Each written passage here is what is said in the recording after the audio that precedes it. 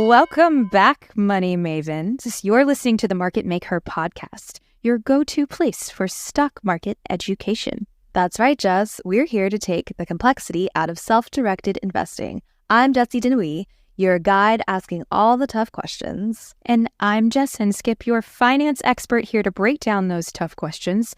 Today, we're going to talk about something every investor needs to know. Brokerage account types, and we're going to talk about taxes and the illustrious Roth IRA. Ooh. And today's theme is sunglasses because we're talking about taxes, which are difficult to completely see. They're not exactly crystal clear or visible when you're choosing an account and trading. So today we'll also be touching on how to set up your account and the extra steps you need to know. So Jess, my first question for you is, what are the different account types? I know you said this begins with taxes and I don't even, what does that even mean? We separate accounts into two separate buckets. You have your taxable accounts and your non-taxable accounts, also known as tax-deferred accounts or retirement accounts.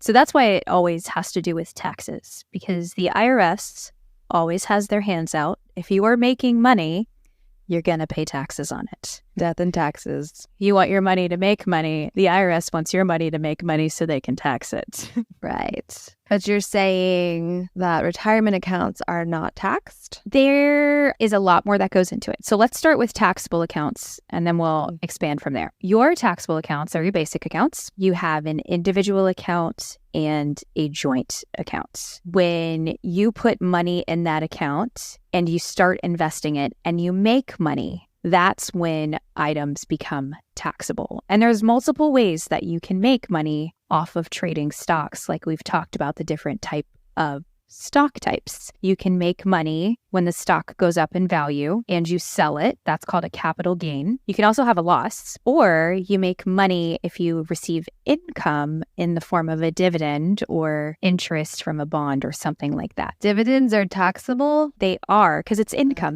Anytime you make money, it will be taxed in a taxable account. Even if my dividends are being reinvested? It's called taxable events. When you buy a stock, your cost basis is tracked, it's called a covered security, by your brokerage firm. And it's actually reported to the IRS. When you own the stock, just like I bought that Louis Vuitton bag, I bought it for, maybe it was $2,000. My cost basis is whatever I bought it for. If I go sell it on Rebag, that's a taxable event. This is an analogy for stocks. And if I made a profit on that, I'm taxed on that. That's called a capital gain. Okay, that's the capital gain. Buy something, sell it at a higher price. You made money. When you make money, you are then taxed. What if you take it at a loss? If you're an emotional investor and you see your stocks are going down and you're freaking out and you sell them all lower than you paid for. You have to understand your tax situation. Full disclosure, we are not tax advisors. We're going to give you your resources. That's important to know because these change every single year. So just like you have your income throughout all of 2023, you're going to have your trades through all of 2023. And then you're going to get a tax form at the end of the year that's going to net out all of those trades of whether it's a profit or a loss. If you have a company that you purchased and it's not doing really, really well, but maybe you sold something where you did make a lot of money, you may want to take that loss to offset the tax implications because it offsets one another. I didn't know any of that.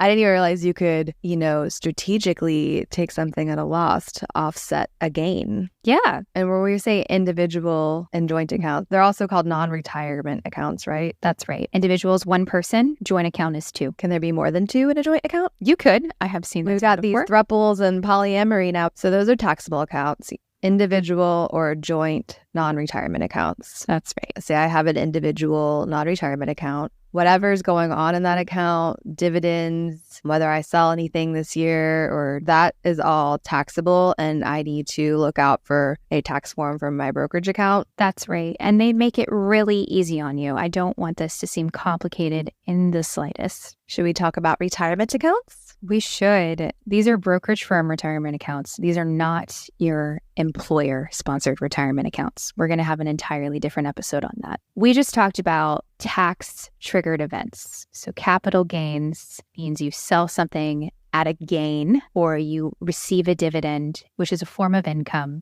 So it's going to be taxed as income. All of that also happens in your retirement account, but it doesn't trigger a taxable event when you create a sale. So you can actually buy and sell as much as you want, and any gains that you make are not taxed. That's the beauty and the benefit of retirement accounts. But because the gains are not taxed, that means there are limits on how much you can put into that account, because you could see how that could be very easily abused. Right. And remember, the IRS always has their hands out. What are the instances that you open a retirement account that's not with an employer? You're just doing it as an individual on your own because you're not working for a company that offers a 401k or retirement account. You should open up a retirement account whether your employer offers it or not, because you can grow your investment portfolio without being taxed on those capital gains. The illustrious Roth IRA. Not everyone can contribute to a Roth IRA. The limits change. You can go to irs.gov and you can pull up the adjusted gross income limits. The purpose of the Roth IRA is you are not in a high income bracket right now. Because remember that the tax system, the way that it works is the more money that you make, then you move up into a tax bracket. So everybody kind of pays the same taxes, but when you move up a bracket, that portion that you moved up gets taxed at a higher rate. So it's like there's a base level for everyone, and then you move up in a bracket, a tax bracket, and just that additional money you're making that's out of the lower tax bracket is what's being taxed. Yes, that's right. Okay. For your Roth IRA, you do not get a tax deduction, meaning if you make a contribution to your Roth IRA within the limits. So right now, if you're under 50, you can contribute $6,500. If you're over 50, you have an additional $1,000. It's called a catch-up contribution. Contribute $7,500. Again, that changes every single year. So Roth IRA is what we were calling the illustrious one because not everyone can have it, right? But if you do qualify, if you're under a certain threshold of money that you're making, you get tax benefits, right? So here's the purpose of all of it. If you're in a lower tax bracket, that's where you do want to put your money in the Roth IRA because you did pay the taxes up front. Say you contributed the full $6,500. That is after tax income. So when you're 59 and a half, your retirement age, and you pull money out of that Roth IRA, it is not taxed at that time. Because you already paid taxes on it? That's right. Okay, what happens if you open a Roth IRA while you're in a lower tax income bracket, and then later on you are in a higher one? There are so many things you can do because our tax situations change, our jobs change. Your Roth IRA is yours. You can have as many as you want, by the way. Your limit, though, is $6,500 if you're under 50 across all of your IRA accounts. Roth IRA, traditional IRA. Even if you're at different brokerage accounts and you have like a Roth IRA here, Roth IRA there. That's right. You're in that lower tax bracket, and then the goal is that you're going to grow that account, and then you pull out those funds and they're not taxed. If you have a traditional IRA, you're in a different tax situation. You might need to reduce that taxable income. It's phased out up to that $6,500. In a traditional IRA, if you're within the income limits, is something that you can deduct from your income. So you're not paying the taxes up front in this situation. You're in a higher tax bracket and you're saying, I'm going to defer that when I'm older, when I'm 59 and a half, I've grown my nest egg. I'm going to find myself in the lower tax bracket. I'm going to pay taxes then when I pull money out of my traditional IRA. Because once you go to retire anytime after 59 and a half, you're not working anymore. So your annual income is lower. The idea though is you have considerably less income and you want to pay taxes when you're in a lower tax bracket. That's the goal. It's like important to really think about yes, where you're at now and where you see yourself. Pay the taxes when you're in the lowest tax bracket possible. And how much money do you have to open these IRAs? Does that change every year? That does not. $6,500 is just your maximum contribution. You can put in 1 penny if you want.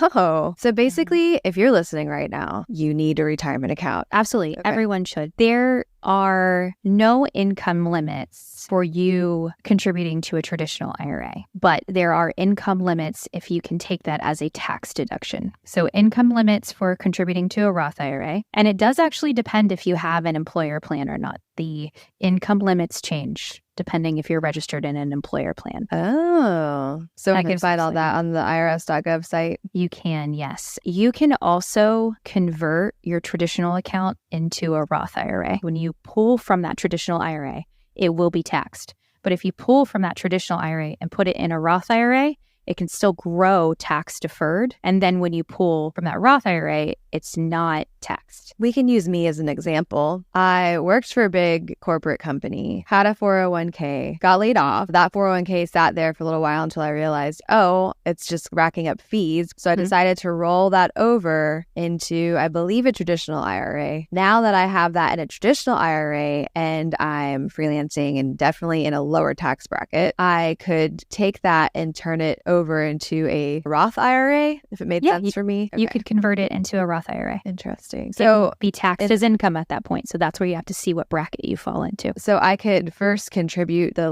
max $6,500 into the Roth IRA and then convert my traditional IRA into the Roth IRA to have more money on top of that. Yes. Cool. Whatever you convert is taxable income now. And remember, you fall in a different bracket. It really depends on how much I think I'm going to make this year. That's right. So it would be very strategic if you have a lower income to convert that to a Roth IRA, because then you can grow it and not be taxed when you pull the money out. Well, these are things I didn't know. It definitely has a lot to do with taxes, the type of account that you have. So in summation, your taxable account, joint account, or individual account, it doesn't matter how much you make. You can put however much you want into that. But when you grow that money and it's called a realized gain is when you make a sale. It's unrealized if you just hold it and you haven't sold it on the market. The second you sold it, you locked in that gain. That is what you will be taxed on. Again, a good problem. Your retirement accounts are designed to help you save for retirement, and your Roth IRA is something that you want to be very cognizant of or pay attention to when you are in a lower tax bracket.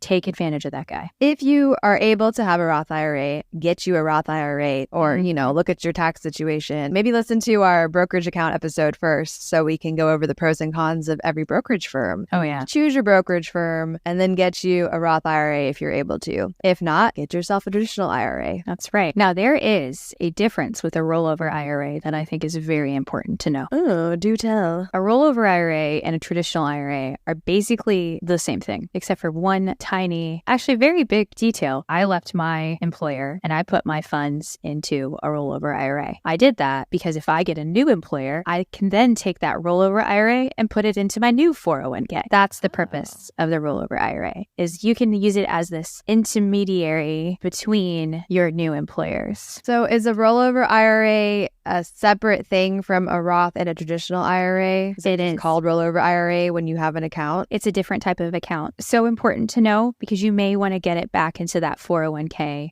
or that employer-sponsored plan, whatever that reason may be. That's great to know. Okay, so how about setting up these accounts? What do we need to know? Brokerage firms are so concentrated on user experiences. They're going to make it as easy as possible. They have to be invasive, and I think that's important to know. There's a rule called Know Your Client. Remember, the financial world is more regulated than healthcare. And Know Your Client is a rule where they literally do have to know how much income you have, who your employer is. That's why they ask you those questions. They literally legally have to. They're just not trying to be invasive. So first and foremost, know that. Once you have your account open, it goes into cash, normally some default cash position. You can select others. People really care about insurance these days. If you are in a brokerage firm, you're insured up to $500,000 per SIPC per person. A money market fund is considered a security, as we learned in the last episode. Therefore, it is not FDIC insured. And then there's actually excess. Brokerage firms really try to insure everything. And normally excess insurance is through Lloyd's of London, and it's aggregate $1 trillion. It's really a big number, but it's for the whole brokerage firm, not just you. And then they have cash positions that are insured up to $250,000. And normally what they do is it's called a bank sweep. So if you hit $250,000 worth of cash, all of a sudden you're going to see a new position show up. And you'll get up to 10. So they actually put your funds in 10 different banks to keep you insured up to $2.5 million for your cash. Well, that's good to know. Yes. And if it gets to a point where we can't access those, we're on the barter system, guys. Always a fun Thanksgiving conversation is who dies first in the zombie apocalypse. It's always me, every time. What? Really. Why? I don't have a green thumb. I can't kill anything. I won't kill anything. I am afraid to hold a gun. So I'm Okay, but let's think about like there's eventually is some kind of like these communities that build themselves. They have some sort of, barter system or whatever, but you would probably be the best to like head up something like that and figure out like what's fair trades, what's whatever, you know? Okay. Thank you. Yeah, you're welcome. I feel like you'd survive though. You feel like I have these herbal plants and I will heal everyone. Maybe, I'll just sell potions, sure. I love it. I think we would both survive because we figured out how to build the whole website ourselves. Everything we've done for this whole podcast and website, we've figured out alone. And ChatGPT. Well, that might be gone in an apocalypse, but it's true. I don't know. Enough. Might be the cause of the apocalypse. This is really great. We should have an episode on AI. I'm keeping this in the episode for sure. The most important thing used to break my heart when I worked at brokerage firms. Unfortunately, it was women most of the time call and be like, "Oh, my husband died. You know, I know there's a $2 million account here," and you pull it up and say, "I'm so sorry. I have to lock up this entire account. I'm going to transfer you over to these life services people that are going to help you and get all the paperwork that you need. But there are no beneficiaries set up." And you can't even tell them that because it's a invasion of privacy at that point. They're not on the account as an authorized individual or as a beneficiary. So even if you have a death certificate, that's a great first step. But even if you were married to that person and there's a will, you still have that probate process. That can all be so streamlined if you just add a beneficiary to your account. Make sure you put a beneficiary there right away. Immediately. Right? Yes. Okay.